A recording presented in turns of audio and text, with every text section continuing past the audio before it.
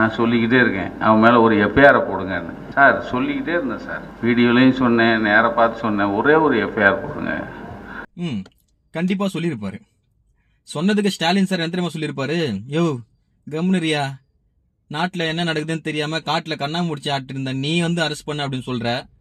நாட்டுக்கு நல்லது நடக்கணும் அப்படின்னாக்கா அது நம்ம தளபதி விஜயண்ணா அவர்களால் தான் முடியும் அப்படின்னு சொல்லிட்டு தமிழ்நாடே சொல்லிட்டு இருக்கியா, போயா அப்படின்னு சொல்லியிருப்பா நான் நினைக்கிறேன்.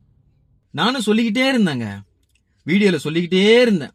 சார் புடிச்சு விசாரிங்க சார், வீரப்பன் அவர்கள்ட்ட இவர் மட்டும் சேஃப்டியா போயிட்டு சேஃப்டியா வராரு சார், எப்படி சார் புடிச்சு விசாரிங்க சார், எதனா ஒண்ணு இருக்கும் சார் சொல்லிட்டு வீடியோல சொல்லிக்கிட்டே இருந்தேன். கேட்கல. 41 பேரை கொண்டது விஜய் சார் தான் அப்படின்னு சொல்லிட்டு ஆணித்தனமா சொல்லிக்கிட்டே இருந்தாரு.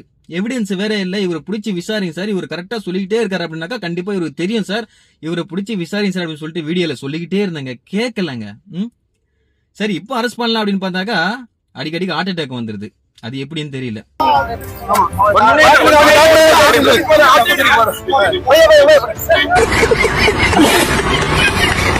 நீங்க சொல்லுங்க, யார் அரெஸ்ட் பண்ணலாம் அப்படின்ட்டு. நன்றி.